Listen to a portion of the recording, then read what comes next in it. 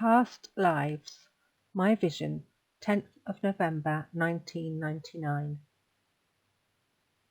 This is one of my first visions from so many years ago, visualizing meeting my guide and my answers would show. I'd met James on the beach just a few days before. He was with another, Rachel. We walked along the shore. They told me, learn of chakras, you'll be used for channeling. Feel the energy of nature as we watched the tide flow in. Now back for another visit, though only Rachel did I meet, amazed at how she was dressed in 18th century from head to feet. With high elaborate hair, a painted mole on her face, her wide colourful dress, it all seemed so out of place. We walked up a steep hill to see the magnificent view, a canyon, valley below, the sky a purest blue. Although no words were spoken, I knew why we were there, to appreciate higher perspective, its wisdom she came to share. Being down in the valley, your life may seem so very small, insignificant to grander schemes, lost in the nitty-gritty of it all. Surrounded by high mountains, seeming there's no way out, clouds of darkness overhead, bringing lack of worth and doubt. By lifting yourself higher, making your own path ahead, climbing to the heights, see a different view instead.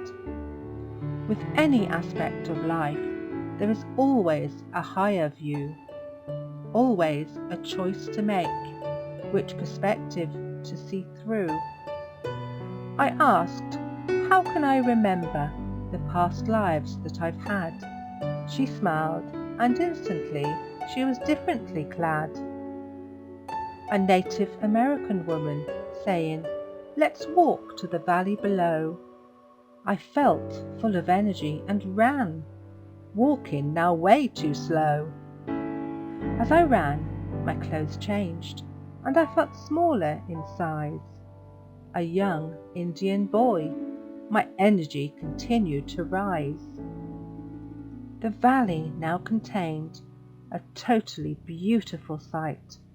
Living in tune with nature, my home camp felt so right. The vision ended there. Strange, but I made notes. Now, 20 years later, my inner knowing easily floats. Learning about my past lives, I'd always wanted to know. Divine timing plays its part. My awareness continues to grow. Lately, I've been immersed in a teaching that rings so true. My heart sings with each word of Cryon Lee Carroll brings through. Certain words I came across decades ago in my past struck a deep chord in me, echoes chimed, held steadfast. Lemuria and essence, two words left an indelible mark, but why remained a mystery. I was bewildered in the dark. Lemuria and Atlantis, lands of fact or fantasy. So much written of Atlantis, but it didn't interest me. I never did any research on Lemuria over the years. I'm now seeing how strongly my inner knowing intuitively steers. The time was just not right for me to truly understand, but now so much is clear. I believe I was of this land.